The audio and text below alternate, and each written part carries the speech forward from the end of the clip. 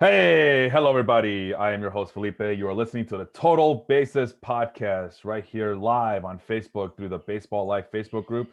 If you're not in the Baseball Life Facebook group and you're listening to this audio only, feel free to join us. I'll provide a link afterwards on the description of the show. But in the meantime, we are definitely live, and we have with me as always is Sean. But before I get to Sean, I also have Leon Tompkins of the Stepback over at the Ballless Life Facebook group. Leon, how you doing today, man? Doing pretty well. Pulling 2 days and 3 nights. I was over also on the Audible over at Football Life for our Super Bowl show. Ooh, Randy Hammond. I saw that. And Matt Bushnell. So that was cool. And I'm glad for the invite. Thank you guys. No problem, dude. Thank you so much for coming on board. We have you on board because we're going to be talking about your pesky Nationals, the Washington Nationals, as part of our 6-team preview build a lineup series. That includes the Astros, the Marlins, the Tigers, Nationals, Indians, and the Atlanta Braves. So I'm glad you are able to come on board and talk some baseball with us. So without further ado, I'm sorry, Sean, were you going to say something? Oh, no, not at all. All right. Without further ado, I'll go ahead and share my screen. As Sean, you gotta enable me to share the screen. So, okay, good to go. All right. So, as always, the spreadsheets run this show because that's the way we do it here. And I'm zoomed into the relief pitchers because Sean got the first pick in this mini draft of ours. Remember, we're taking turns, so it was Sean going first, I go second, and Leon gets the third pick this time around. And Sean wanted to go starting pitcher first, and I went relief pitcher first. Yeah, surprisingly or not surprisingly so, he picked his favorite relief pitcher that he's been talking about since last year, James Karinchak. And Sean, what do you have to say about James Karinchak as the number one pick in this mini draft this week? There is no more Brad Hand in Cleveland, and we saw that year after year, Brad Hand was one of the more consistent closers in terms of getting save opportunities and getting your very typical save opportunity, a clean ninth inning and stuff like that. I think that's James Karinchak's job now. Of course, there are a couple other pitchers that we selected in this little mini draft. Specifically your Emmanuel Clase and then my Nick Whitgren, who are two other guys who could maybe muscle in on Karinchak's territory, but I still think Karinchak has the upside of, like a Josh Hader type pitcher. Oh, wow. I mean, that's high praise, but, we've been talking about him all year long since season 1 of this podcast. So, not surprisingly that he's the number one pick to go among these 6 teams. I went ahead and immediately picked up Yimi Garcia. That's another guy we've been talking about here on this podcast before. I know Sean has high praise for him. I know I've been kind of looking at him for almost years now in me covering this sport of baseball. And it looks like he'll finally get the closer's role in Miami. Somebody has to close games in Miami. Why not Yimi Garcia? So I jumped on him. I've been picking him in all my mock drafts, so I just kind of instinctively, without even looking at the other rosters too deep, I went ahead and picked up Yimi Garcia on a gut check, gut feeling kind of thing. Over to Leon now. Tanner Rainey, who's with the Nationals, and Joe Jimenez. Leon, what do you got to say about those two relievers that you picked up there back to back? Well, Rainey was a bit of a homer pick, but it also you look at his stuff, lights out, 100-mile-an-hour fastball, wipeout slider. He's a closer of the future. If he doesn't get it by the mid to late of the year, he's good for his K per 9 and high leverage situations. So you jump on him now before it's too late. And Joe Jimenez, I thought was a closer in Detroit, so I took that risk. But his stuff also plays as well with his high 90s fastball, and it's the Tigers, so their bullpen's usually in flux anyway. Yeah, I was about to say I don't even think Detroit knows who's closing for Detroit. But no, I love the Tanner Rainey pick. He's someone who I've really been in on since last year. And last year he had elite numbers as well in terms of batted ball against, he had a expected batting average under 200, K percentage over 34%. But what held him back was he had a lot of walks in 2019. In 2020, that was corrected a little bit. He still had a walk percentage around 10%, but the strikeout percentage went over 40, 99th percentile in K percentage, 99th percentile in width. I mean, he's got that great fastball and a great slider. Him and Josh Stallman are two guys this year that are, I think, really going to boom onto the scene of relief pitcher aces. And I wish Tanner Rainey could have come back to me. I knew one of you guys was going to get him with your first two.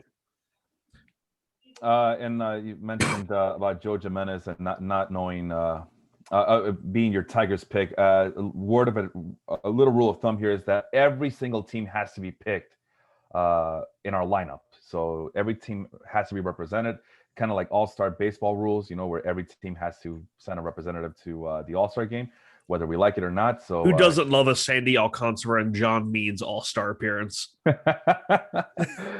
So as Leon mentioned, Joe Jimenez was his Tigers representative, so he got that one out of the way really quick. So we move over back to me, Ryan Presley. I had him last year in a couple of my leagues. I was kind of disappointed in him last year, but new year, new him. He's still the closer in Houston until further notice.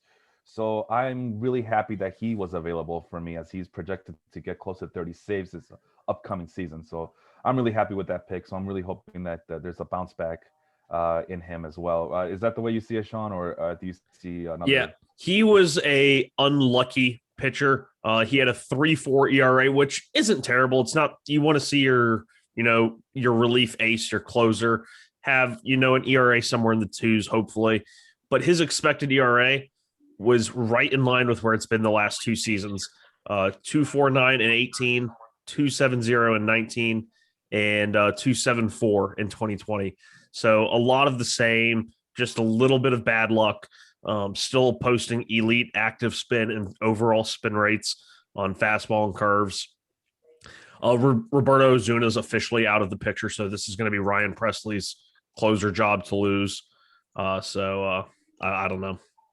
I'm going to miss Bobby Bear, not for all the off the field issues, just because it was a fellow Mexican, right? I'm honestly shocked that nobody signed him or Ken Giles yet. I'm honestly shocked by that. Well, they have that Astro stench on them, maybe. Who knows?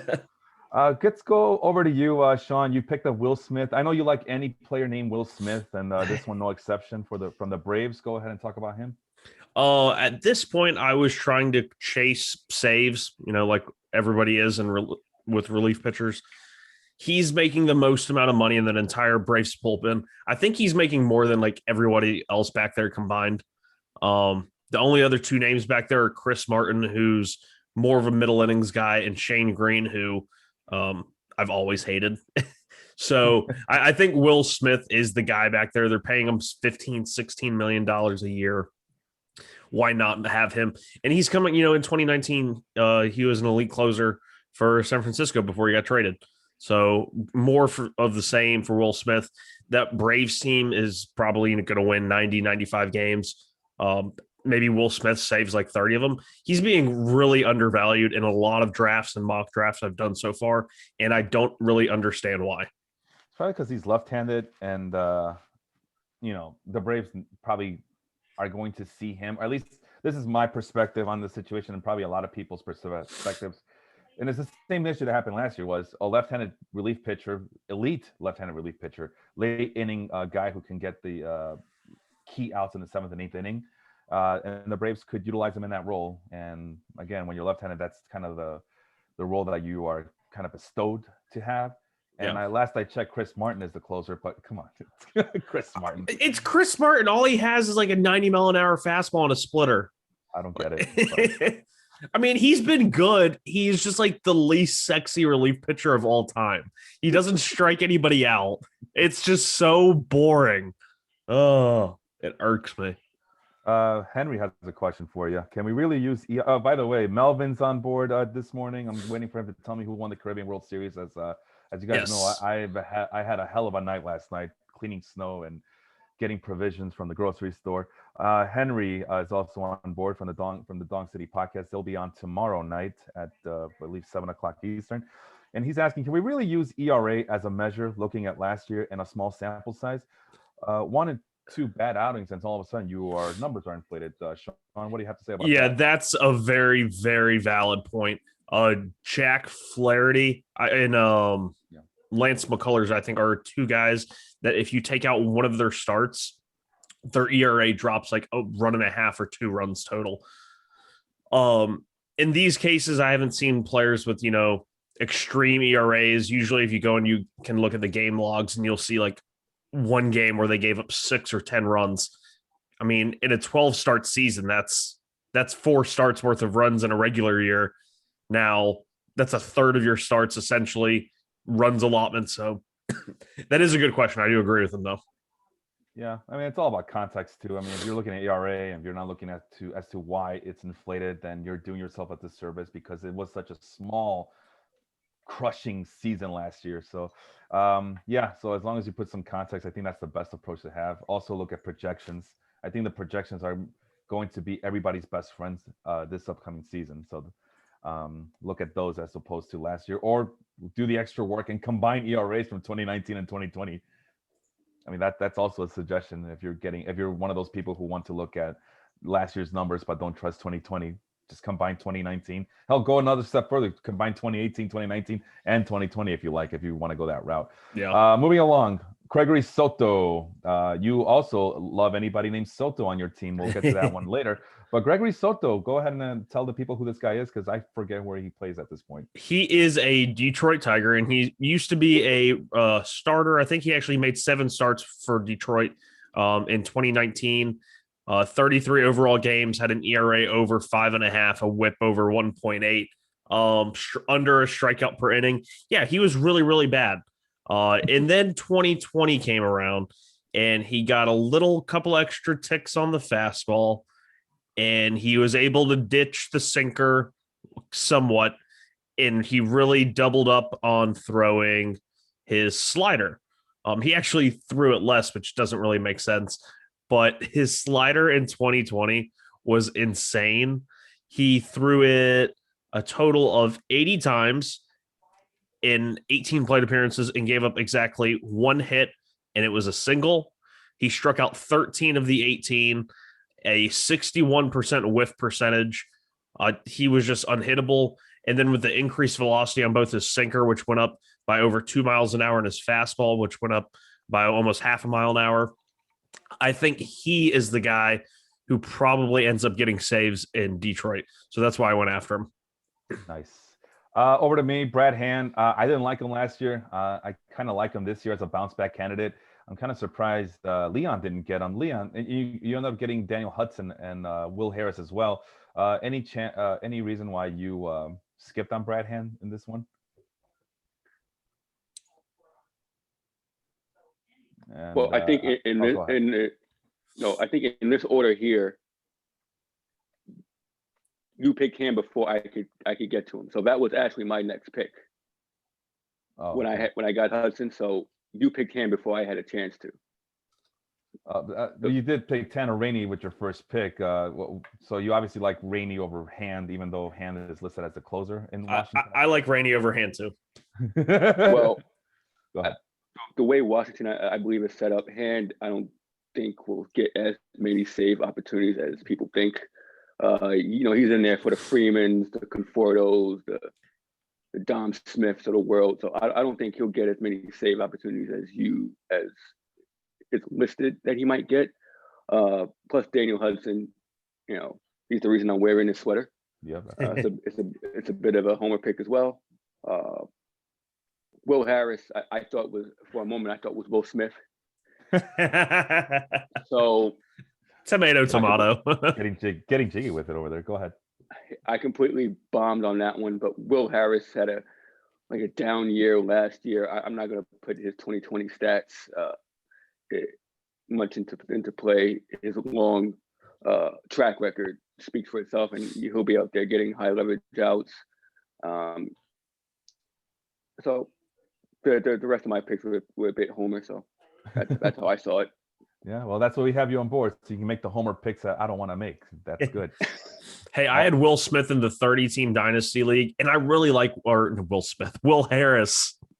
And I really liked having him, but I have so many good relievers in that league. I've just like accumulated all of the best, including or I think I had Tanner Rainey at one point. That finally, Andrew Sullivan, from Baseball Life. I was just trying to try. I needed to drop Will Harris, but I was like, that's a waste of a drop.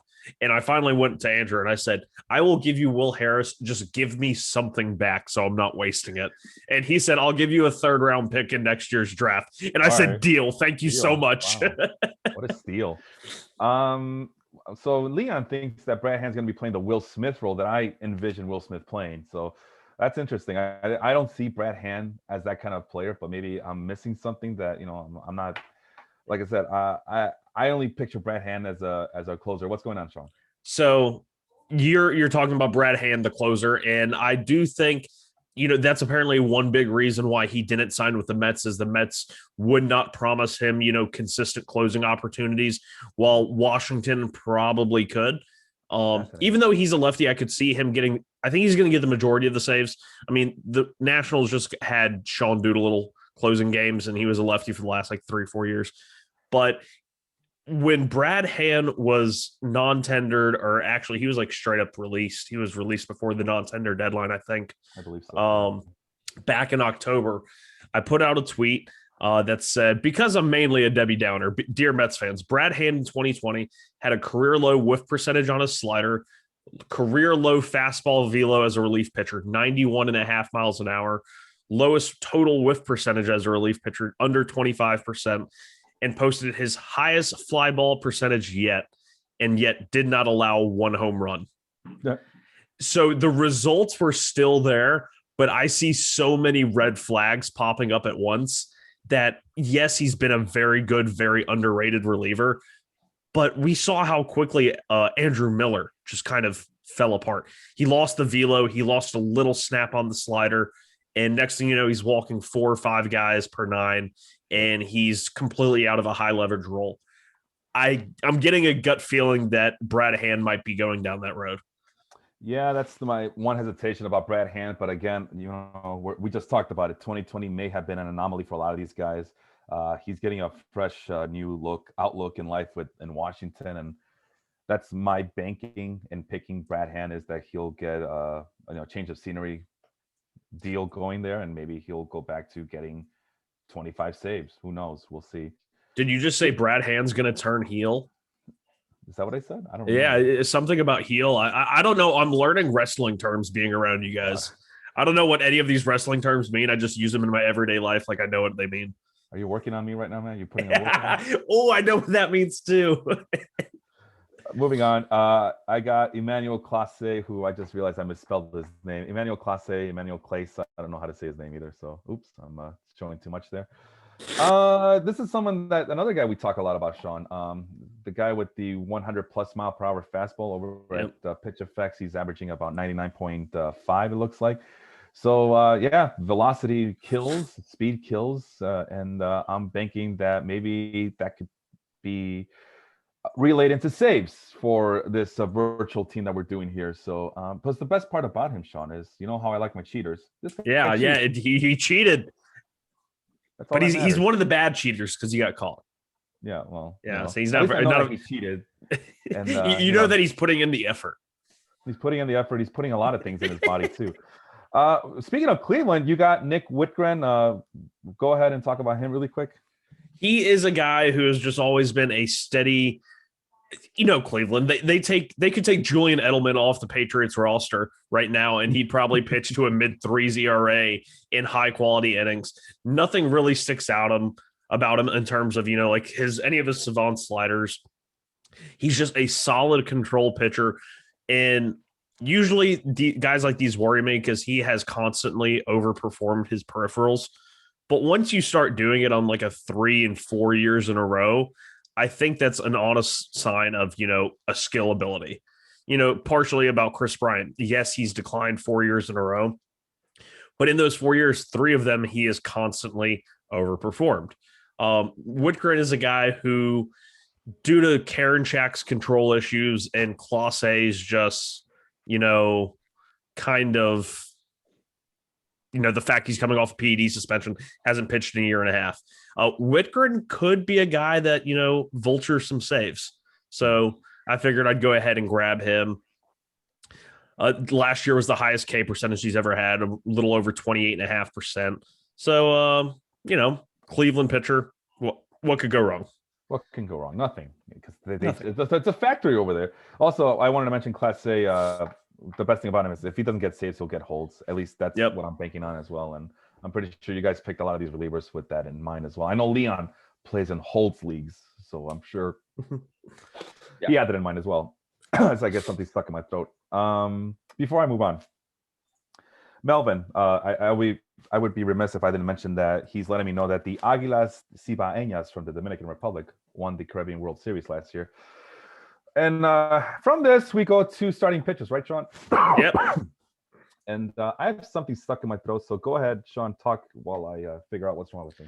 Well, once again, Felipe made me feel very, very special in that I got to pick where we are going again. So it's like I got to be number one overall pick a second time in a row. I kind of felt bad for Leon in all of this because he went third at every start of a new position grouping. It was an easy first pick for me. Shane Bieber was obviously the best pitcher in baseball. He won the Cy Young in the American League, I believe, unanimously, or like all but one or two votes. Once again, just an elite starting pitcher. Felipe ended up taking Max Scherzer. He will be back to talk about Max Scherzer in a moment. Leon, you went Steven Strasburg. That is a guy I'm not touching with a 10-foot pole. Do you believe in Strasburg's ability to come back from carpal tunnel? And if so, could there be any sort of, ramifications for it? You're looking at this, at the rest of the list, Strasburg, I would probably put above Fried and Greinke, even with the injury, because of his changeup abilities. His fastball had diminished anyway, but he became more of an off-speed pitcher turned Greinke type. So yeah, the injury does scare you because you've never seen this before. But if anyone's been pitching through multiple injuries and came out on the other side, it's this guy. So I'm pretty comfortable with the Strasburg pick. Yeah, and then you doubled up on that because once again, you got the pick before you headed back down the other way, and you got a guy that I really, really do like in Sixto Sanchez. And of course, you being a Nationals fan, me being a Mets fan, we are now going to have to deal with Sixto Sanchez for a long time. What do you like about Sixto Sanchez? I mean, everything. His control was rather profound for his for such little experience. Yes. In the pros. His strikeout rate, his walk rate, all of it considering, and he pretty much put Miami on his back unknowingly. So I like to see what I would get from an extended period from him over 162 games. This just looks real promising. Yeah, he looks so polished for someone who is so young. He has that elite velocity. He has a great changeup. I think that's probably his best pitch.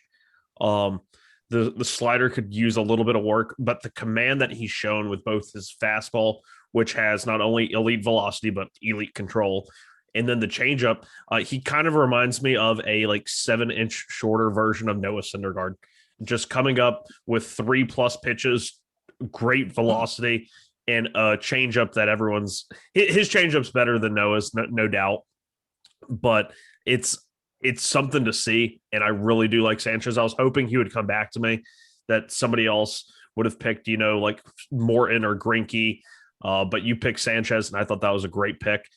Felipe, you were gone for a second. What are you expecting from Max Scherzer as your first overall pitcher here? Yeah, unlike the other draft from last week where I went with potential and upside, I just wanted to pick safe here. Max Scherzer, Zach Greinke, those were my first two pitchers off the board. I just saw this group of teams have a little bit more pitching depth to them. Yes, there was a lot of pitchers to pick from here. I noticed that. Especially for the first 3 or 4th spots in your rotation. So I just want to, you know what, if that's the case, I want to make sure I got the safest picks here.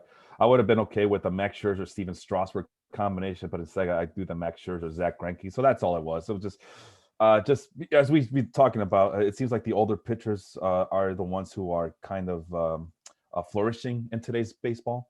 So I figure, well, I might as well go all in with that theory and see if that's true this upcoming season with two of the older guys who have been one of the more consistent pitchers in the last 5-6 years now. Yeah. And then you picked up Max Fried, or as I like to call him, Max Fried, from the Braves, who, young guy, but it took him forever to get here. That's why when, I'll get to my little thing here. But Max Fried, you have high hopes for him this year, I'm assuming. Yeah, I actually believe he has the potential to be the best pitcher on that staff.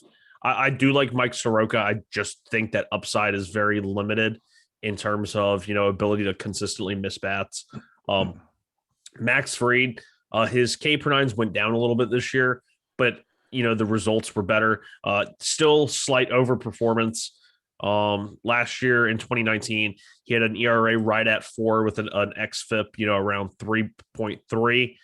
This year he had an ERA at 2.2 with an xFIP right over 4 at 4.05.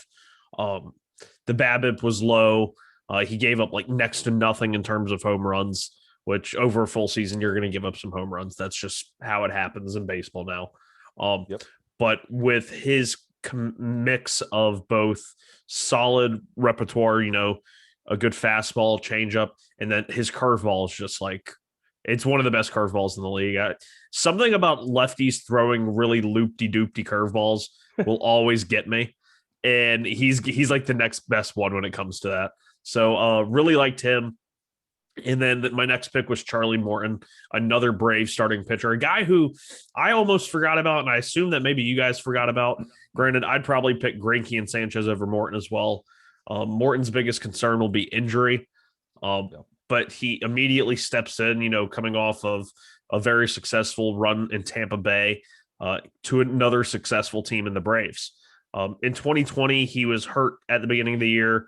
Ended up having a somewhat down year, had a 4.7 ERA, but his xFIP and FIP were kind of in line with where he's been the last 3 or 4 years, right at around 3.5. So still room for upside there.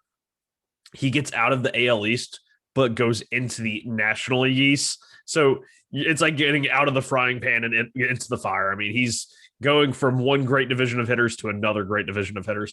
Oh, you better be happy. You don't have to see Aaron Judge and, Mookie Betts and Rafael Devers anymore, but have fun with Freddie Freeman and Juan Soto. Bye. I feel so bad for him, but I think he's going to be a good pitcher. His only issue will be if he gets to 30 games started. If he starts 30 games, it's a good year and he was worth the pick. If he starts 15, then we're in trouble. Yeah, that's the reason I didn't pick him, just because of injuries. And he mentioned that he was ready to retire. He's I think he'll be 38 coming to this season, or this is his age 38 year, I believe. So otherwise, he's usually a good pick. But even like I said, even at an advanced age, it seems like starting pitchers are just finally finding their groove. I'm just wasn't too thrilled to get Charlie Morton. It's the same reason I didn't, these Tampa Bay Rays pitchers. It's the same reason I didn't get Tyler Glasnow last week, is because so many concerns about durability and health. And although Glasnow is younger, Charlie Morton is up there in age, so I avoided him as well from that regard. I instead went with Patrick Corbin with my next pick. There's a lot to like here with Patrick Corbin. Again, just looking for steady, safe floor guys. I think Corbin fits that mold. As we know, he's the guy, one of the few guys who made that transition from pitching primarily fastballs to just focusing on breaking pitches. Sean, feel free to correct me on that regard. Yeah, that was what fueled his breakout in 2018 with the Diamondbacks. And he'll yield good strikeouts. Just a nice, safe pick. And I know if I don't get him here, Leon will steal him away from me. And speaking of Leon, nice pair of pitchers there from the AL Central. Go ahead and talk about them. Yeah, Aaron Savali and Matthew Boyd. You guys go on and on about Savali, and we watched it last year as he progressed to that next level. Cleveland just at pitching churn him out, and it's a pitching factory, and Savali was an easy pick here. I believe he's slated for number 2 slot. Is it him or Plesac, number 2? Plesac they're real close. They're like back and forth. So either way, either way, you're fine. And you look at the the schedule. If you look at your fantasy outlook, AL Central is usually a bit weaker, although the White Sox and Twins, their lineups are going to be on par usually for the most part. But I feel good with Savali and Boyd. You look at 2019, the first half of that was just outstanding, and then what happened afterwards is still a head scratcher to me. But his strikeout rate is still on par. His ERA went up, but I think with a full year off season and AJ Hinch at the helm, maybe he can give him some pointers. Some pine tar pointers, right? Yeah. No, I've always liked Boyd. I never liked him when he was at like that peak of going into 2019. He was like the fantasy baseball world's darling. I mean, people were drafting him inside like the top 12 starting pitchers because they just believed in that late season breakout from 2018. And it really ended up biting them in the ass. But I still like him now, especially in terms of value. If you're looking to round out a rotation and get a lot of strikeouts, I still think he's your guy there. And then Aaron Savali, like you said, is just one of those pitchers that nobody's ever heard of all throughout the minors that gets the majors. And next thing you know, over 30 starts, they're putting up like a 3.3 ERA. And you have to like turn and take notice and be like, damn, who is this guy? But another good pick there. And Austin from, I believe, again, he's from the Inland Empire in California, is wondering if loop-de-doop is a new technical term that he's not aware of. That is officially a technical term. That's what I told him too. It is now. That's a technical term. If you ever hear a pitching coach say something about he's got a hell of a breaking ball, I need the reporter to correct him and be like, would you classify it as a loop-de-doop-de curveball? And if they don't classify it as a loop-de-doop-de, then they should be fired. They're behind the 8 ball. I mean, it's all about having a hula hoop and playing at loop-de-loops, right, Sean?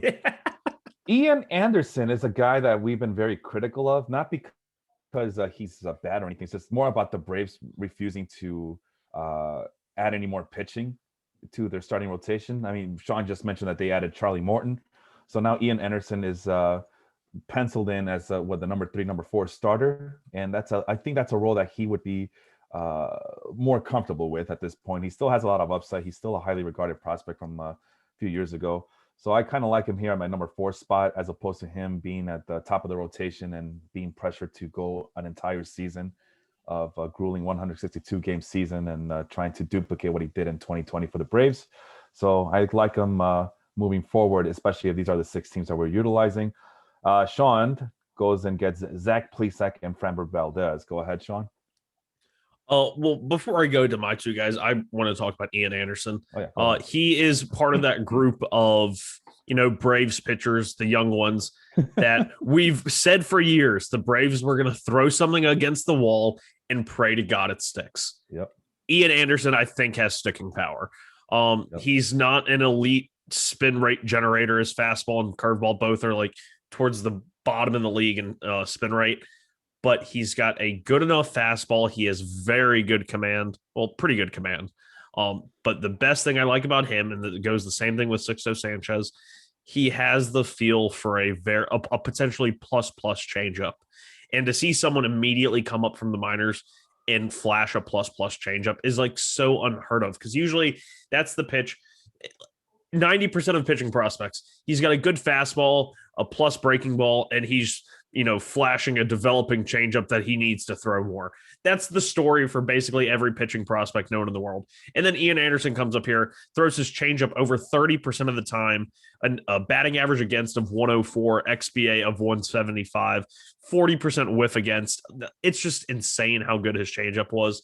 And as long as he can command low in the zone with both the fastball and the changeup, which I'm going to plug Pitcher List right here. They put out an article about a month or two ago about non-elevated four-seam fastballs. And some of the guys that are on that list that, threw a lot of low fastballs, which seems to buck the trend that we've seen, are guys like Shane Bieber, Kenta Maeda, Trevor Bauer, guys that were really good in 2020. And they showed a lot of graphics and a lot of video. And it's how these guys were tunneling low fastballs and then following it up with, a low sinker or a low slider, low curveball, low changeup. And I think Ian Anderson is one of those guys who could really take advantage of that. And if he does, he could really stick as like a mid-2s, low-3 ERA guy and be the ace that maybe the Braves aren't expecting him to be this year, but that they expect him to be in the future. Yeah, that's exactly how I view it as well in terms of where he fits in that rotation for 2021. All right, so now we go to Zach. Please, Zach, Framber Valdez. Again, these are two guys that we talked about in the podcast before. Go ahead and share your thoughts on those guys right now. Please, Zach, great control. He's a Cleveland pitcher. Had the little awkward, "Oh, that was me" moment in the clubhouse during the COVID season. Ended up with him being sent down. Framber Valdez has always been someone that's, made me watch since my days in out of the park baseball in like 2018, where he was like this prospect in low A who had 70 grade stuff and 25 grade control. And I'd always try and trade for him because he cost nothing, but you would just hope that the control would develop. And it finally did this year because he's been pitching in the major since 2018 off and on, and his walk percentage has gone down 3 straight years, 15% in 2018, 13.5% in 2019, and then in 2020, 5.5%. That's really good. Is that just, shorts or, small season sample size? Probably. The curveball is legit.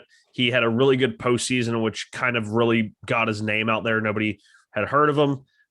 That curveball is legit. The fastball gets plastered. I don't know what to make of him. I think he's a lot like a Matthew Boyd, where he could rack up a lot of strikeouts, but then also get hammered and walk like 10 guys. So with the amount of hard contact that he gives up, he needs to limit base runners.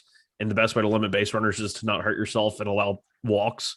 So if the control issue has been solved, then he's a definite thumbs up. If the control issues come back, then he's probably a 5 ERA type guy, just because of how hard he does get hit. And when you allow base runners and walks and hard hits, bad things tend to happen. Yeah, I was wondering about him too, because every time I see him, and I didn't pick him up last year because he was always in the blue. His StatCast page was always blue, and I just didn't understand why he was still being so successful. And I avoided him last year thinking that, well, the bottom's about to fall off on him, and it never did. And I would look stupid for not picking him up last year. So, but anyway, Casey Mize is my guy. He's my Detroit Tigers representative. And I think I told you guys after this pickup was, all right, all six of these teams are represented in my lineup. I am done for the day in terms of trying to figure out which Tiger pitcher am I going to get or which Tigers player I'm going to get. Casey Mize is last I checked, still a top 10 Major League Baseball prospect. I know he did not look good at all last year from what I remember, but I'm still, this is a guy I've been keeping track of, keeping an eye on for years now. So I know the Tigers are pretty set with the rotation. They're not going to depend on their big name prospects. I see that Matt Manning is also down in AAA to start the year, according to Roster Resource, along with Casey Mize. But if he gets called up this year, he's going to be a highly sought after pitcher. And like I said, there's nobody really that I like on the Tigers that interested me, so I might as well go with the prospect here. Yeah. Go ahead. I really like Mize. The only confusing thing about him this year was, he got hit hard across the board, but the sinker and four seam both performed relatively well. The four seam mainly. It only averages about 93.5, 94 miles an hour. The pitch that he has always been known for since his days at Auburn has been his split finger, and batters hit over 300 against it, slugged over 465, and he had a whiff percentage under 30% with it. So that's a pitch where it always seems guys that throw splitters always lose them, and then they pick them back up, and then they lose them again. It's the weirdest. Frankie Montas, Jay Reese Familia, just a couple of guys that come to mind, in which they picked up a splitter. We're like, oh wow, this is a great pitch. Use it to really good success. It gets hammered for a couple of starts, and then they completely ditch it. And I don't think Casey Mize needs to ditch it. I just think he needs to work on his pitch selection. But if that splitter ever does become like a Masahiro Tanaka type thing, I feel Mize does have a whole Tanaka theme going for him with a 4-seam sinker, slider, splitter with good control, which he's always had. I don't think he's ever going to strike out the world. I think too high of expectations were set on him being like a number one, he was a number 1 overall pick in 2018.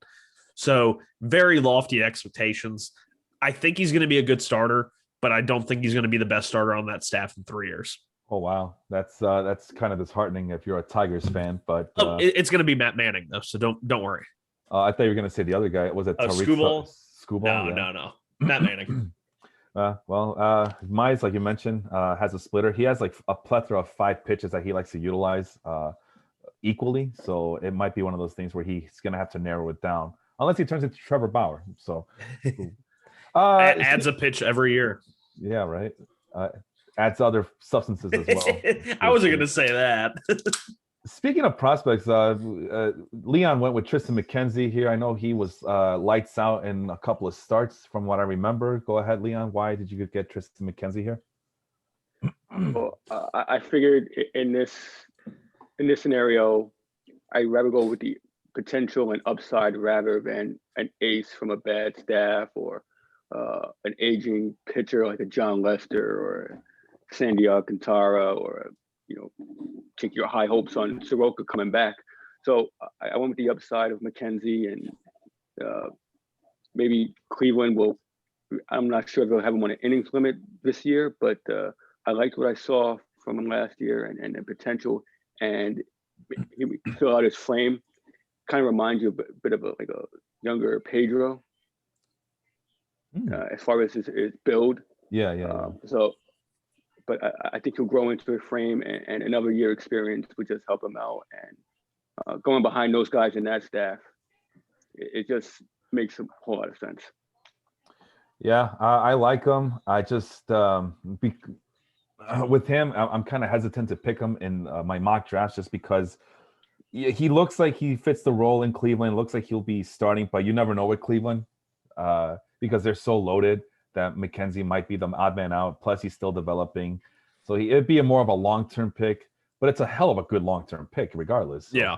He's only 23 years old. The main issue that worries me with McKenzie, and Leon kind of talked about it, is his build. He is, unlike Pedro, he's tall. He's 6'5", but this dude needs a cheeseburger. Baseball Savant has him listed at 6'5", 165 pounds. Jesus. That's, and I'm not trying to say this, to body shame, but there's literal baseball ramifications for that. And we saw it because as his starts went, he made his debut, and I can't remember one of his AAA teammates actually was parked on the parking deck across from the field where they were playing the game so he could watch Tristan McKenzie start. Wow. And in his first start, he was hitting 95, 96. And you're like, holy crap, if he can keep this velocity, then he's going to be a really good pitcher because he's got a nice little grouping of secondary pitches that he's shown a comfortable feel for. But as his starts went on, that velocity started to dip down. Until finally, for the entire year, he only averaged under 93 miles an hour on his 4-seam fastball, which isn't terrible. It's just in this day and age, it's not really what you're looking for. It was below major league average. And then with that small frame come durability concerns, he's probably been one of the best minor league pitchers since 2015. He has a through 4 seasons and 4 seasons and 330 innings, 394 strikeouts and 329 innings, a whip of exactly 1. And this is at all levels. He's dominated. He's never posted a whip higher than 1.05. So he has the prospect pedigree. Then he missed all of 2019 due to injury, comes back in 2020 during the COVID pandemic, and flashes what made him a top prospect. Keith Law had him ranked as like the number 12 overall prospect in baseball, which I thought was shockingly high. I mean, he was ahead of a lot of like studs, but maybe Tristan McKenzie is, once again, he has enough of the inherent skill, and then you sprinkle some of that Cleveland dust on it, and then he's like an all-star pitcher. I think it goes without mentioning that Baseball Savant similarity tracker, two of the names that pop up there, Mike Clevenger and Zach Plesac. So I think Cleveland has a type, guys. What do you think? Yeah, I think so too. Just like you mentioned, Yeah. the Mariners have a type, and the Rays have a type, and I was gonna say something. Oh, so basically, Tristan McKenzie, you're just describing Kevin Durant at this point, right? Is that what it is? Moving on to go ahead. You mean Sorry. Giannis? Yeah. Once he goes to the frame, that's it. Was Giannis ever that thin though? I mean, you're a basketball guy, right? Yes. He was He was real thin. Wow. I know that Kevin Durant, that was always his thing was, well, if he just gets to the gym and lifts weights, and Kevin Durant says, like, I don't care much for weights. But, I mean, he's pretty well built at this point of his career, I would say. But, yeah, I don't remember Giannis being that scrawny. I have to look at old video or pictures of him. Yeah, the first year or two were, like, really, really thin. Interesting. Well, that's the pitchers. We now move to catchers, where unfortunately or fortunately, I don't know the way you see it here, Leon, but you got the first pick at catcher, and you obviously went with the slam dunk here in Travis d'Arnaud. I know he's a rival of your teams. How good or bad did you feel about picking Travis d'Arnaud here? This was probably my best pick. I felt, Wow. considering the list we had here, as far as the position, the catcher was really, really thin. Yeah. But, d'Arnaud in that lineup behind Freeman and now Ozuna, that Atlanta offense is just thriving. And he did well last year. Hopefully he can continue it. He showed flash with the Mets, but I think now he's shown he has a home, consistent lineup. Atlanta's back for another year. I don't see how he can't duplicate those numbers. And it's something that we always talk about. Just like older pitchers seem to flourish in these trying times in baseball, older catchers seem to find their groove as well. Travis d'Arnaud for a long time was a highly touted prospect under the Mets, never lived up to expectations. Finally finding his niche with Atlanta, and hopefully he gets more playing time where he can really get the counting stats up for fantasy leaguers. But you're right. This was a very, like, compared to last week, Sean, I feel like last week was more deep in catcher, which made me optimistic about the position as a whole. This week, however, No, there was nothing. there was nothing here. I mean, Wilson Ramos was my consolation prize, which I am not looking to pick up Wilson Ramos in any real drafts. He's like Salvador Perez light, so you're gonna love him. I feel like he's a bit heftier. I don't know. But you are right. But at the very least, Wilson Ramos will get you a decent batting average from the catching position. But at this point of his career, not much else. He's not even a good defensive catcher. At least that's what the people keep telling me about. Oh, he's bad. Yeah. I mean, he's always been a poor framer, like a below average framer. But Mets Twitter, I mean, the Mets lost 2 games single-handedly because Wilson Ramos could not make a tag at the plate, in which he had the ball beat the runner, and he just could not bend his knees low enough and get down far enough to make the tag. I mean, it's sad. I like watching Wilson Ramos. He's like the slowest guy in baseball. He makes Albert Pujols look like Usain Bolt. And anytime he'd hit a double, like, his nickname's Buffalo, and there's like these really cute Buffalo gifs that we'd put out whenever he'd hit a double or some crazy thing like that, and he'd have to run. But I do think he's not as bad as he was in the pandemic shortened 20 season. He is a guy who openly talked about his struggles, in quarantine, not being able to see his, family go. It was baseball 100% of the time. And when you start to struggle with the baseball aspect of it, he said he always would go home, spend time with family, and, he would forget about the baseball. But in the pandemic season, he couldn't go home. I mean, he had family that was still stuck in Venezuela who completely shut down all their borders once the pandemic started. He was worried about them. His family that was already in the country, he couldn't go see every, off day or whatever. So I think he's someone who the mental strain really affected him, but he still shows the skills. He crushes lefties, line drive hitter, is probably going to bat about 280. He's going to get a lot of everyday at bats, whether it's at catcher or DH. Allegedly, he's lost about 20 pounds working out with his fellow countryman, Miguel Cabrera, as they are now on the same team. He's an easy guy to root for. I wish him all the best of luck, but Jesus Christ, he cannot catch. Yeah, I've always liked Wilson when he was with the Nationals, but as he's gotten older, I just don't see it. I mean, hopefully it's just a thing about the quarantine fatigue, as people are calling it nowadays. But I was this close, Sean and Leon. I was this close to getting William Contreras just because I did not like any of the catches. But I don't know. I feel like if I get William Contreras, then that just sets up a bad precedence and for 2021 and prospects. And then I mean, I already got one. I don't need two of them. And then you already know how I feel about catching prospects. They're so volatile, and nah, I don't think so. So I just stuck with the relatively safe choice here. You went with Jorge Alfaro. What, the best of the runt there? It was basically Jorge Alfaro, a 50% of the playing time Jason Castro, a 75% of the time Roberto Perez, and that's it. Or whoever is platooning with Travis d'Arnaud. I still think it's Tyler Flowers. Jorge Alfaro, also known as the second fastest catcher in baseball behind JT Realmuto. He literally is Salvador Perez light. He doesn't walk. He strikes out far more. I mean, 3 straight seasons of a strikeout percent over 33% and a walkout or a walk rate under 5%. But in 2018, 2019, he batted 262 both years. So he was really close to that Chris Davis batting 247 over 3 years. But this year he batted 226, which is just 262, just out of order a little bit. So it's kind of the same thing. But I like the fact that he can chip in some steals.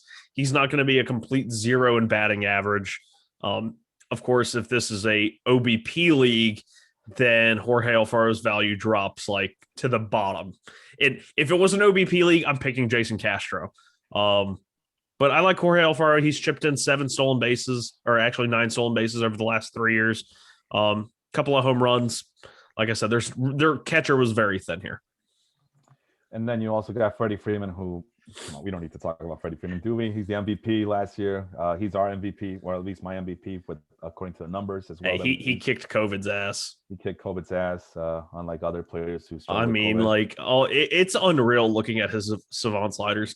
100th percentile and expected WOBA, expected batting average, expected slugging. Oh my Jesus, Leon, I have to ask you, as a Nats fan, does he kill you guys as much as he kills us?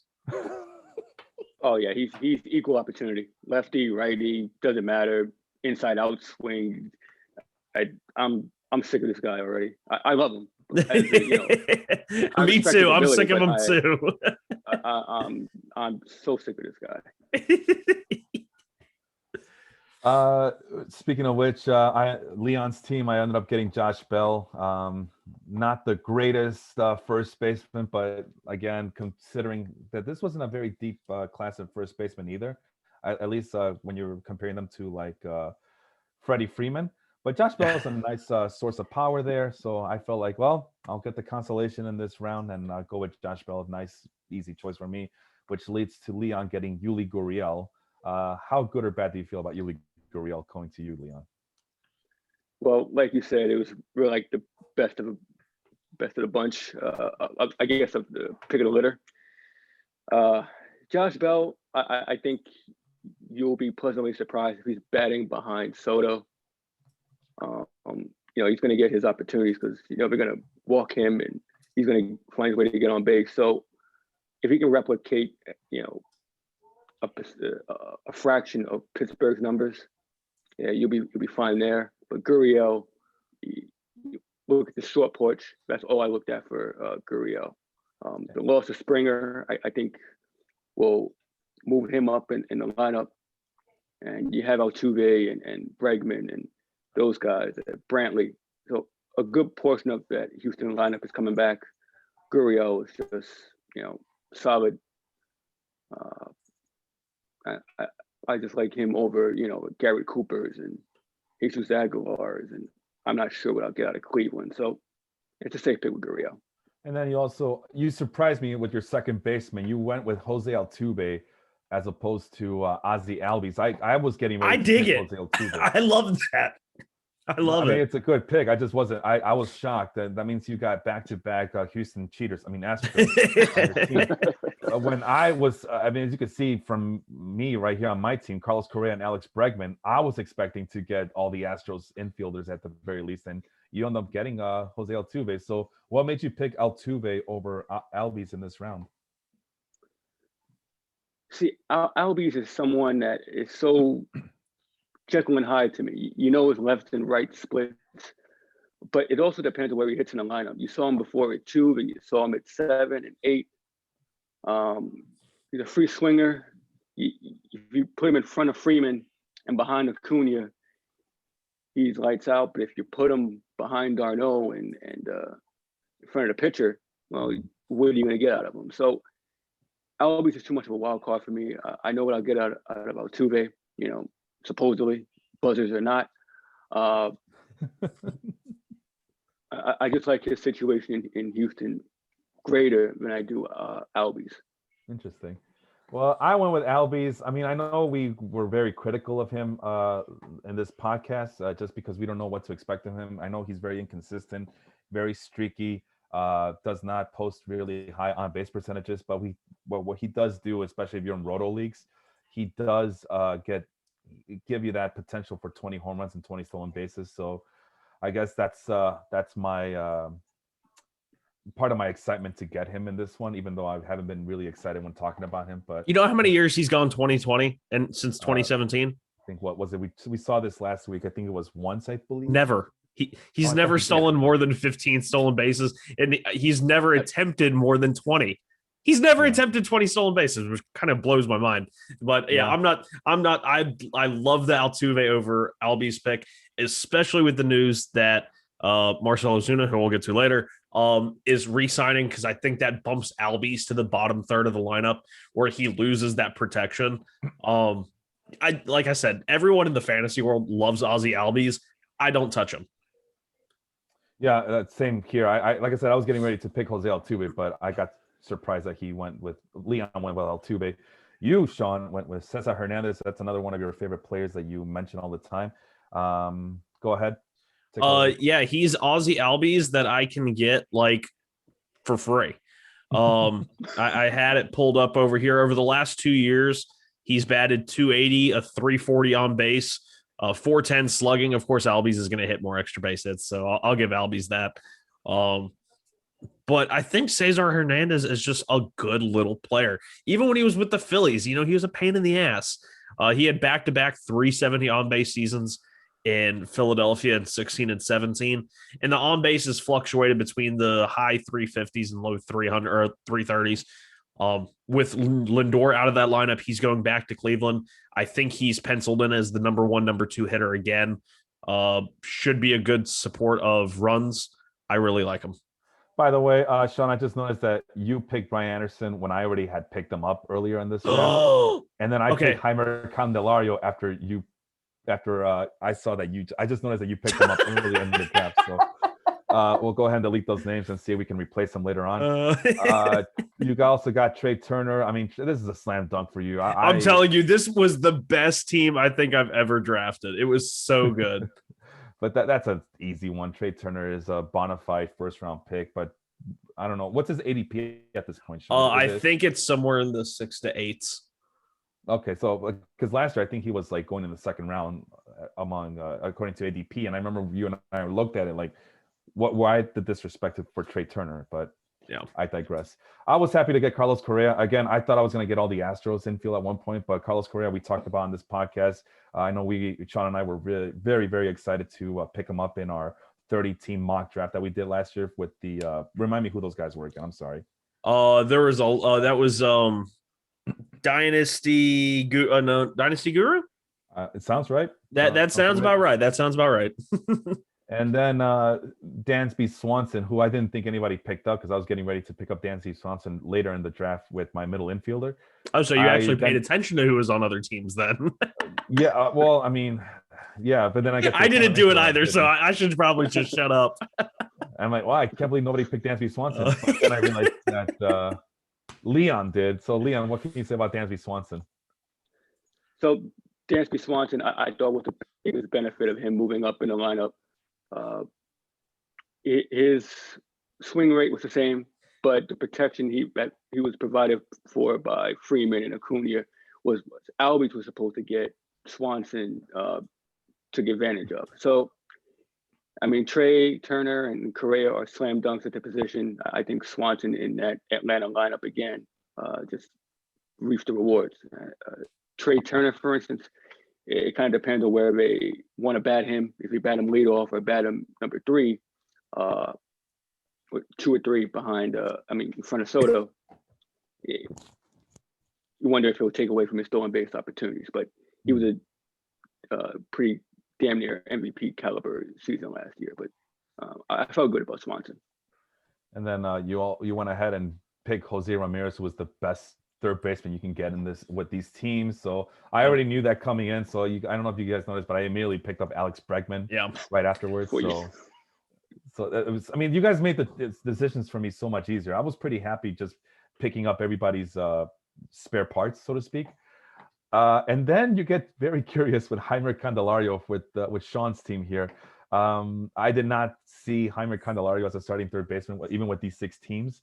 Although, truth be told, Sean, I don't remember who was available after this. I just know that it got thin really quickly once all the good infielders were picked. So Heimer Candelario, was that the case for you, or do you really see something in him? I think he's a legitimate hitter. I mean, last year in 2020, I mean, could be just small sample size, but a lot of the metrics and his peripherals back him up.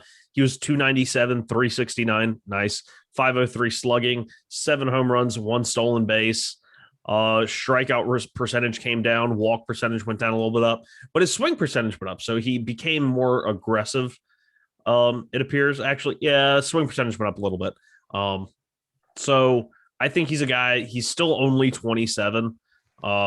So I'm not mad at it. You said you didn't think he was a starting third baseman on this team. Who do we have picked? Austin Riley, foreshadowing to one of our corner infielders, maybe. Like, I don't know who else you could have picked, because the Nationals have another prospect, foreshadowing maybe. The Astros, you picked Bregman, and the Marlins have Brian Anderson, who we obviously both like so much that we both picked him. I think in this situation, I would have picked Brian Anderson over Heimer Candelario, but I mean, they're pretty much similar players at this Whatever point. Floats your boat. Yeah. Speaking of boats, Juan Soto, this is an obvious one. You call him Juan Goto. And shout out to Eric Cross over at Fantrax. He is labeled the Juan Goto thing. So we know about him. I have him in our keeper league that we have, the Baseball Life Keeper League. I have him as my keeper for 2021. No issues, no problem. I don't want to pass over him too quickly because we do have a Nats fan on. Leon, how exciting is it to have Juan Soto on your team? I mean, so I have a story. So when the Nationals came to Yankee Stadium, I saw his 2 home run game here. He hit one in the upper deck in the bleachers, right field bleachers, and he went the opposite way where Gardner mistimed his jump and he had a second home run. And then, they go back and the time frame, and his first home run was this date because they suspended the game and whatnot. But watching him, it's so special because you look at his World Series performance, he very could have easily been the MVP. So young, so polished to have that plate discipline. It's insane. It's scary it's scary what could have been if Harper, Rendon, and Soto were on that same lineup at full potential. I mean, I like what I see now, but it's just almost like what across over here. Scary hours if you're into James Harden. So the thing that I really do like about Soto, and it's because I'm a sucker for on base, is he is a fantastic guy. In his age 19, 20, and 21 seasons, his lowest season on base was his 401 in 2019. His lowest. At 19 years old, he posted a 406 on base percentage. That's like What? And I do think that a lot of people, I feel like Juan Soto is very much like Joey Votto, except I think he's going to hit for a little bit more power because he's a little bit more aggressive. Joey Votto was very happy to take his walk and try and create offense that way. I think Juan Soto has seen, Harper leave. He's seen Rendon leave. And I think he's going to take it upon himself. And he's going to say, Marshawn Lynch, I put the team on my back. Juan Soto's going to do that. Well, he also has Trey Turner on the team. He's got to knock Trey Turner in, of course. There you go. That's what I wanted to hear. No, I love Juan Soto, man. Like I said, I have him on my team. I'm good to go. I love watching him at bat. It's must-see TV right there, isn't it? Juan Soto and a Juan Soto plate appearance. You got to stop what you're doing because his antics alone are just hilarious. So we could talk about him all day, but everybody knows who Juan Soto is. Just wanted to get to a comment from Austin from California, thank you for waking up early with us this morning. Wanted to talk about Ozzie Albies. He had him in a couple of lineups last year. He was streaky last season when he came back from injury. So I'm not the only one who thinks that he's the ultimate streaky player. But, hey, when he's on those hot streaks, man, boy, you're happy to have him on your team. And especially when he's facing a lefty. Like, if you're in a daily league, then, I'm playing him all the time, and I'm pairing him up with somebody else because he dominates lefties. He absolutely crushes lefties. And looking at you, Steven Matz. even though Sean got Juan Soto here, I was more than happy to pick up Ronald Acuna. I've been happy. All right, you don't want this guy? I'll take that guy then. This has been a very satisfying draft for me, even though it doesn't seem like I got a good team on paper. But I mean, this is another example. You got Juan Soto. I'll gladly take Ronald Acuna, who may or may not be the number one overall baseball player coming into 2021 drafts. Sean, Leon, is Ronald Acuna your number one of number ones here, or is it somebody else? We'll start with Leon first. Top of my head, it's hard not to see Acuna as number one. Potential. I mean, he was a stolen base away from 50-50. I forget, Sean. He hit 44. He was 40-40, I believe. Okay, so it 3 stolen bases away. He got hurt at the end of the year in 19. That's what it was. Right. Oh, I remember that. Yeah. Right. So it's hard to ignore that. Yeah. Sean, you obviously don't see it that way because you went with Soto at Acuna, or Acuna is probably around 3 for me overall. I don't like picking him number 1. 2020 was an odd season for Acuna, in which he posted his lowest batting average of 250, but then raised his on-base percentage by over 40 points from his first 2 years to 406. Had a career high slugging percentage, 581. He struck out a lot. He had a strikeout percentage close to 30%, I believe, which is scary, but the walk percentage was great. And overall, that's a better offensive player, even though he's not hitting 280, even though he wasn't as flashy. Overall, a 40-point jump in on base and an 80-something point jump in slugging is better than any small amount of batting average, whether it's even if it's a 30-point thing of batting average. He was better in 2020 than he has been in any other year with a 30% strikeout rate. In a points league, the strikeouts worry me, so I avoid him there, and the stolen bases don't matter as much. I still have him and Trout as 1A, 1B, even in like a roto league where the stolen bases count, and I think Acuna is going to have the edge there. But I still think that we're going to have one season of Mike Trout where he's going to steal 30-something bags, and then he's never going to run again. I still think there's 1 year of Mike Trout left in that.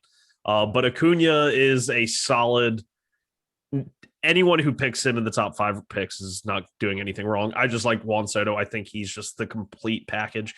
And hell, over the last 2 years, he's chipped in 12 stolen bases and 6 stolen bases. So he's not a complete nothing there, and I think he's a much better hitter. So that means that Leon, at the 11th hour, right? It seems like we hear Ozuna got signed by the Braves, and Leon immediately picked him up right after. Is that how it went down, Leon? Yeah, it was pretty close. That's exactly how it went down. The other options I was considering was not. I didn't think it would be pretty, so I lucked out there. And then you, on the turn, you got another homer pick in Victor Robles. Go ahead and do you still have high hopes for Victor Robles there, Leon? I do. I wasn't encouraged though by what I saw last year, and so far what I'm hearing, what he did down in the Caribbean League. But I think by May, he should be at the top of the lineup, and that will increase his value exponentially.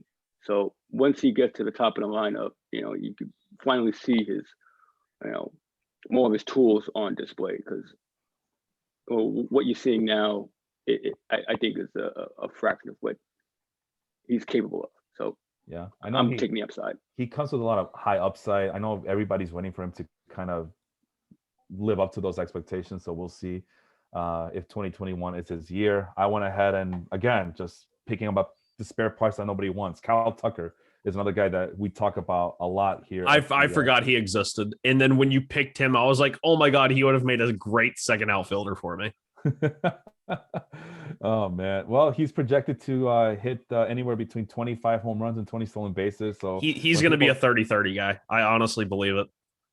That's what I'm hoping for. And so when people come up to me and make fun of me for ignoring stolen bases, these are the stolen bases that I'm looking for. I don't want some punch and Judy hitter who only does one thing and one thing only, that's steal bases. I want a guy who could do both, hit for power and steal. So that's my guy. Speaking of which, Sean, the traditional power speed combo, Starling Marte at 32 years old, who I absolutely hate.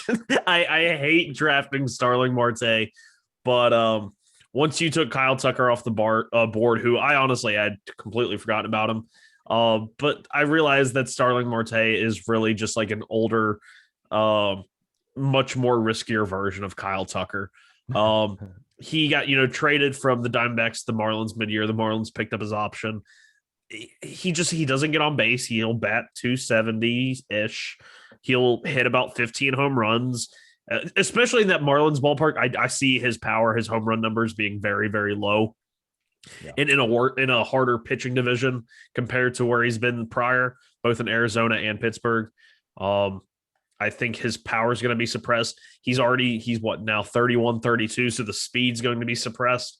Yeah. This could be the year that we finally see Starling Marte fall off, but I had nobody else to really pick here. So yeah, Starling Marte it is for me.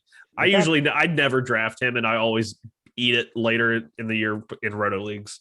Like I said, the depth just kind of went off the rails after a while. As you end up getting Michael Brantley as your third outfielder, which is a solid pick. But former Blue Jay legends, Michael Brantley, for all 6 hours, I think it was. 2. It wasn't even that. And if you were to put Michael Brantley in the outfield, I think you're just asking for trouble. But last I saw, Roster Resource has Michael Brantley as a starting left fielder, which I'm like, ooh, I don't think I want that. But you know what? They got Jordan Alvarez too. So pick your poison, right? So getting back to your team, Michael Brantley here, Sean. We know that he has a good eye. We know that he can hit for average. Do you not see him peaking and now going on the downturn of his career anytime soon here? I mean, he could be, but at the same time, like Michael Brantley has just been, when healthy, one of the most consistent professional hitters in baseball. He has been healthy the last 4 years. Yeah. In 2017 was the last injury riddled year. He only played 90 games, had an 801 OPS, and then every year since, 143 games with Cleveland in 2018. 832 OPS, batting average over 300. 2019, first year in Houston, 148 games, which was the most games he had played since 2014. That's insane to me. But he's like Nick Markakis. I mean, he just goes out there and he hits doubles and he hits for average. He's clutch. I think that this is a great lineup for him to come back to. The pieces are still there for that to be one of the best offenses in baseball. Like you said, in the outfield, I feel like you're asking for trouble. He's definitely slowed down. He's not the 15, 20 stolen base guy he was anymore. And so in the outfield, that speed's basically gone. But they're going to work him in. DH is built in. So it's worked for Houston the last 2 years. I don't see why it's not going to work now. Then speaking of bad outfielders, I ended up getting Franmil Reyes, who in 2021 terms, he doesn't really qualify for the outfield. But this is my my little kiss of death to Sean for picking Vladimir Guerrero as his first baseman last week. If he gets to pick first baseman, if he gets to pick Vlad Guerrero at first base, I get to pick Franmil Reyes in the outfield. He does have 162 career games on the outfield. Not good, but who are we to judge? But yeah, Reyes, all power all the time. He's one of my favorite players. Hey, he played one game in the outfield last year, and it was only 5 innings. I believe that's one more game than Vlad played last year. I don't remember. I don't know. I honestly don't know. Fun fact, I'm just looking it up right now. Franmil Reyes has a -14 defensive run save in the outfield for his career.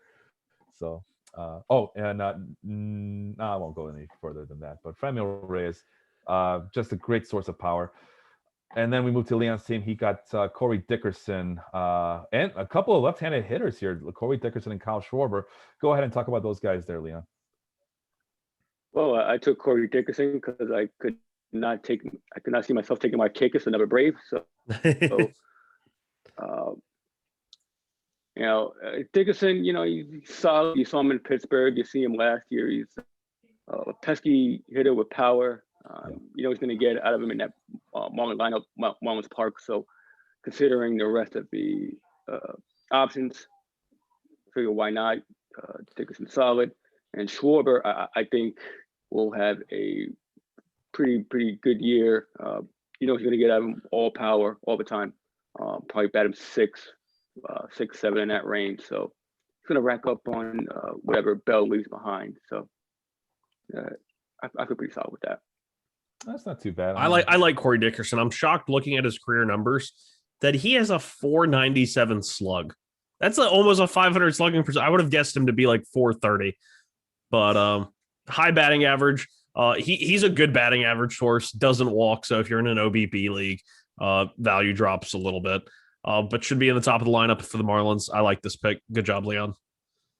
And then this is where the controversy starts, right? But first of all, I just got to comment on Austin Spear from California, who is a big Angels fan. We talked about Mike Trout stealing 30 bases. He counters with saying that'd be great, except that the Angels don't steal. It would be very odd to see them change strategies, although I would love to see them go back to more stolen bases, which kind of reminds me there was a guy, you guys had a manager that loved to play that old school small ball style in Mike Scioscia, and you guys couldn't wait to get rid of him. So yeah, I was about to say winning teams don't steal bases. Go back and look at those old Angels teams when Mike Trout stole 40 bases. They weren't good. Why do you think the Royals always lead the league in stolen bases? They suck. Brian Anderson, right? That's a controversial pick because Sean also likes Brian Anderson. I feel like he was the best of the bunch in terms of utility, but then I saw that Yordan Alvarez was available after the fact that Sean picked him up. So I told you, I messaged him. I said, you guys fell asleep at the wheel here. Yeah, well, I was distracted doing like multiple things. And it's okay. It's okay. Yeah, you're right. I completely, literally slept on the steering wheel, I guess. I was driving in the snow last night. But yeah, no, I think I would have gone with Yordan Alvarez had I known that he was still available. But Brian Anderson, I've liked Brian Anderson for a long time now. Solid contributor. Nice, safe late round pick there if you are looking for a bat in these drafts. We know who Yordan Alvarez is. He's coming back from double knee surgeries. Is that correct, Sean? Yes, and he's I just pray to God the knees hold, because when he's healthy, he's just an absolute animal at the plate. He's a big guy. He can't really stay healthy. You would think his days in the outfields are already done after only like 30 games out there, but he's going to have to play a little bit of outfield to give other guys chances at DH. But if he's healthy, he's going to be a great pick. And I've noticed with Alvarez in drafts, his value is still very much high. People are still picking him early. So beware of, people trying to trade for him. You can still get a king's ransom. I've seen some trades involving him that they're getting back unheard of types talent for him. So, wow. That's a weakness of mine, if I may intervene really quick. A weakness of mine is acknowledging that the designated hitter, the sole designated hitter, like the guys who only play DH and that's it, that's all they do. I fail to acknowledge that they exist. So that Yordan Alvarez is a casualty of my ignorance there. Andres Jimenez, there's rumors that he might start the season in AAA, Sean. I don't know if you heard those rumors. I don't see why they would. It makes no sense to me. It makes absolutely no sense to me. But we talked about him in our first episode back in season 2, that you like him a lot, and especially with Cleveland. He should be the starting middle infielder somewhere. Even with 15 to 25 stolen bases because Cleveland's, hey, Cleveland's not going to be a good team. They're going to steal a lot of bases. Jimenez, Mercado, probably Rosario. They're going to steal some bases. They got some speed, but they're not a very good offense. Moncada, come on, pretty mama. John Birdie, speaking of stolen bases, I don't like any middle infielders that were left over in this with these 6 teams. I don't at all. But Birdie is a nice fallback. There it is. There's Felipe picking the stolen bases only guy. So positional versatility guy. There you go. He plays everywhere. Speaking of positional versatility, Starlin Castro, another homer pick by Leon. But I think you like him coming into this year for sure. There, Leon. I do. You can slide him anywhere in the lineup. You know, he's a professional hitter. Pretty good for it. You know, did 15 to 20 home runs a year. I think we'll drive in some get some RBIs for you. Solid 280 hitter. So the track record. Yeah, and he has great numbers at Washington's ballpark, which was something I liked about him when he came into the 2020 season. It was an up and down year. The only kind of funny thing I have to say about Starlin Castro right now is in a lot of Facebook debates I've been in with Mets fans want Charlie Blackmon in center field, which is hilarious.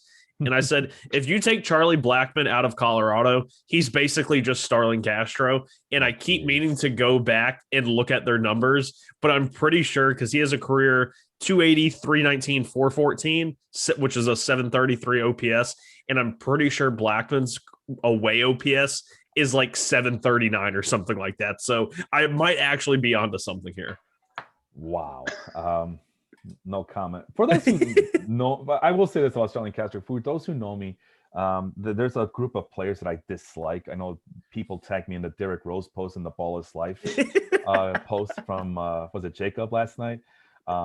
Starlin Castro is in that category, and but I don't hate him as much as I hate Derrick Rose. I'm just gonna leave it at that. But let's just say I was happy the day Starlin Castro was traded away, like they got rid of him. So. Austin Riley now. Big power bat there, Leon. Do you believe that he can play consistently to stay in the lineup there in Atlanta? I mean, I think he's better than Camargo. You know, and if anybody saw last night, I believe Camargo hit the home run last night in the World Series game. So, you know, Riley, big power guy. I didn't like the other corner options available. I'm not too high on Keyboom yet. So I figure I go with the big power guy and a good lineup and hope for the best. Yeah, he's expected to be their opening day third baseman. There are some things to like about him. You know, he has the prodigious power. The thing I am most excited, quote unquote excited about that I could really buy into him, he chased less and his strikeout rate went down from like 36% to, I just had it pulled up. 36.5% to 23.5%. So that's significant change there. And then in his plate discipline, he went from a 20.5 swinging strike percentage last year to 14.8, which 14.8 is still really high, but it's not the absolutely benchable like 20%, like you're just whiffing at everything. But when he hits his home runs, they just sound nasty. Like he had a couple, like when they beat the Marlins, they scored like the 29 runs. I think he had 1 or 2 home runs. He just hit like tanks. So if he's in like the 7 or 8 hole in that Atlanta lineup, like behind Ozzie Albies, I could see him being a cheap source of like 25 home runs and maybe like 75, 80 RBIs. I like this pick. Just really quick, since you mentioned Charlie Blackmon, I went ahead and looked up his career away stats. I did too. Oh, you did? I thought you didn't do it. I thought you were looking to do it. Never mind then. Yeah, 747 ops is what I see. Yep. So within 16 points, pretty damn close. Yeah, that's kind of sad. I know that there's always going to be drastic road home splits with any player, but that's pretty disparaging. All right, so we have a couple of blanks here. We need to fill them up. I have nothing left for you guys to give here, so I'm just going to go with another prospect and get Nolan Jones on my team and then call it a day. Nolan Jones, a highly touted prospect. Looking forward to the day he gets called up, although with Cleveland, I don't know how much They want to take their time with him, but whenever he gets called up, he seems to be the real deal, or at least that's the hope. Good polish hitter, good source of power. I did not realize that he used to play hockey and had to quit the sport because of concussions. So that's I didn't know that either. Yeah, just kind of looked it up right now.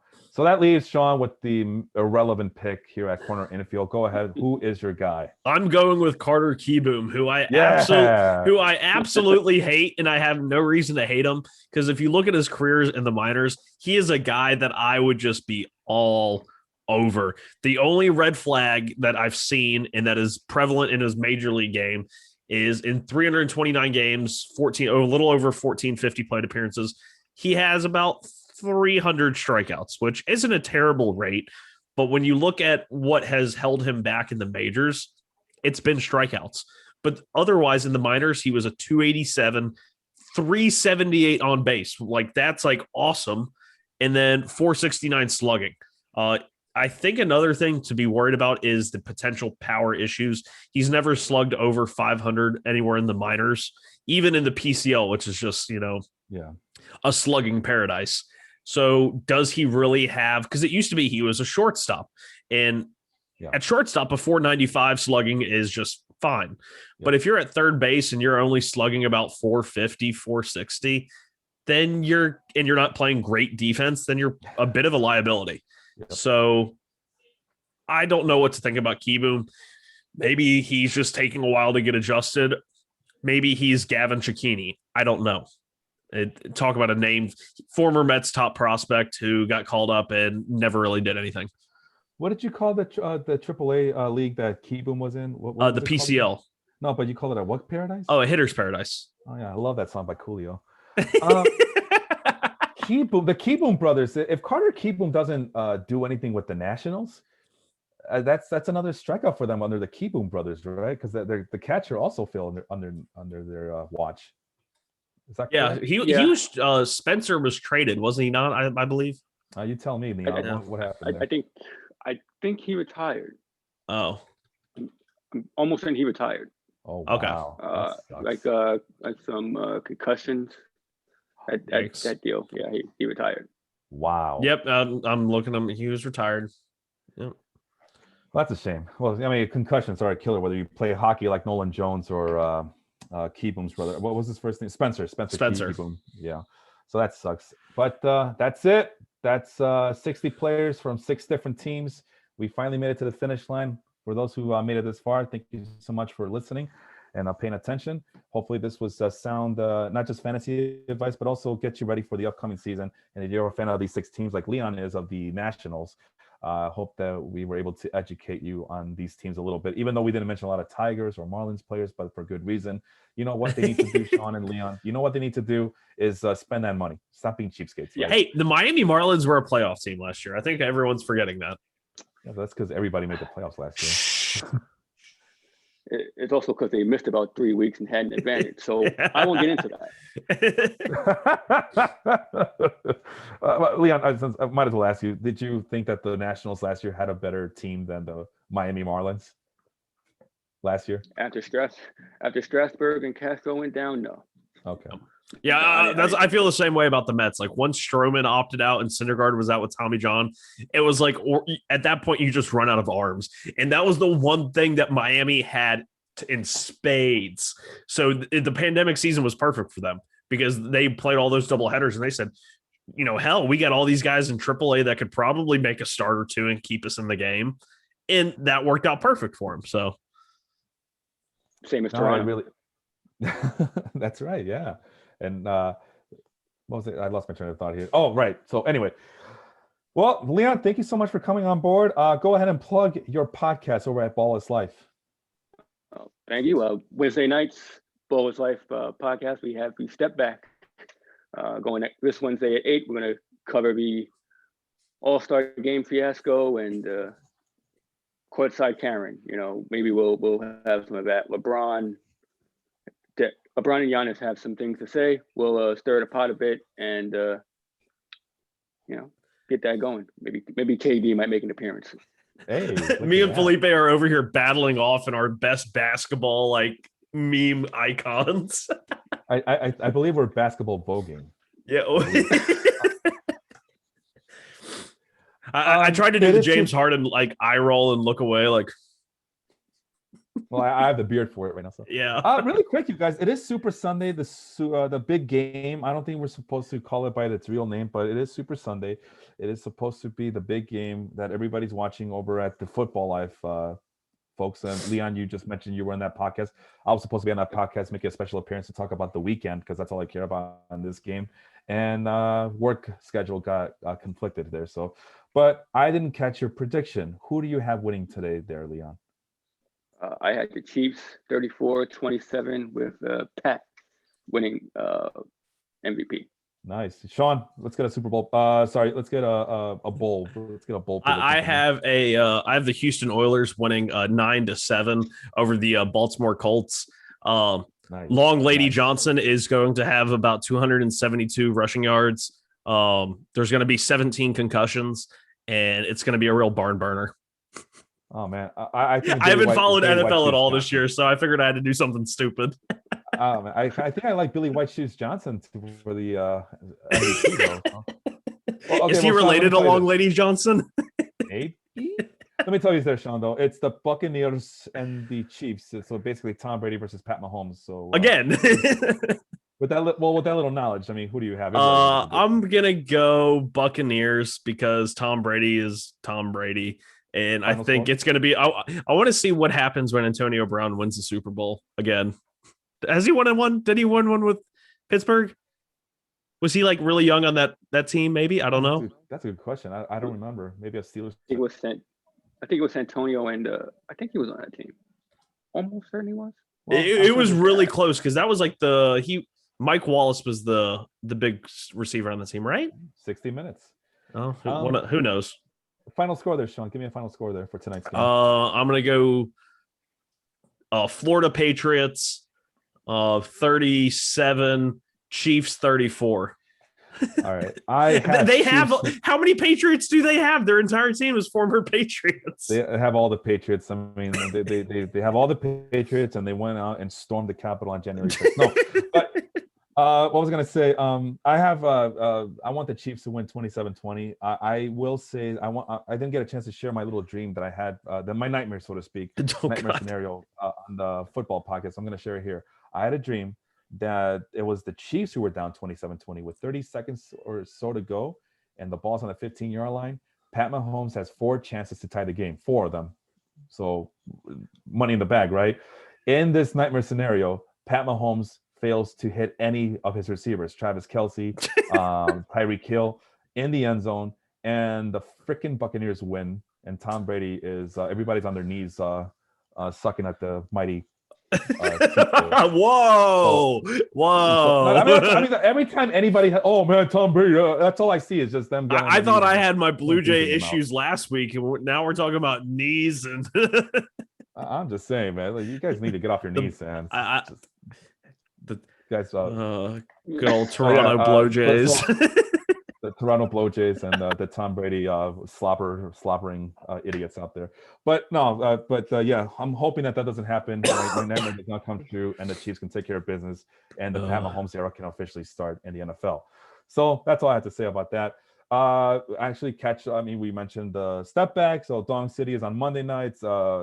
Tuesday should be the football podcast, The Audible. Thank you, with Randy and Matt. So I can't wait to hear. Yeah, if you think I'm mad, wait until Tom Brady wins another Super Bowl and Matt Bushnell has to go on the air and eat crow and ravens and all the blackbirds. And obviously, Leon just mentioned the step back on Wednesday, the Work Shoot podcast. We mentioned how Sean is learning wrestling terms. Hey, I'm learning. I'm getting there. He's learning all the wrestling terms from the Work Shoot podcast with Corey and shame on me, I forgot the other dude's name. He's from Chicago, and I should know Jason. him. Thank you, Jason. Yeah, very entertaining show. And like I said, the best part about this show is that they talk about all types of wrestling, not just WWE. And of course, Sunday mornings we start your life group podcast experience with the Total Basis podcast right here, talking some real and virtual and fantasy baseball with Sean. So for Sean, Leon, thank you again for showing up. I'm Felipe, and we'll see you next week.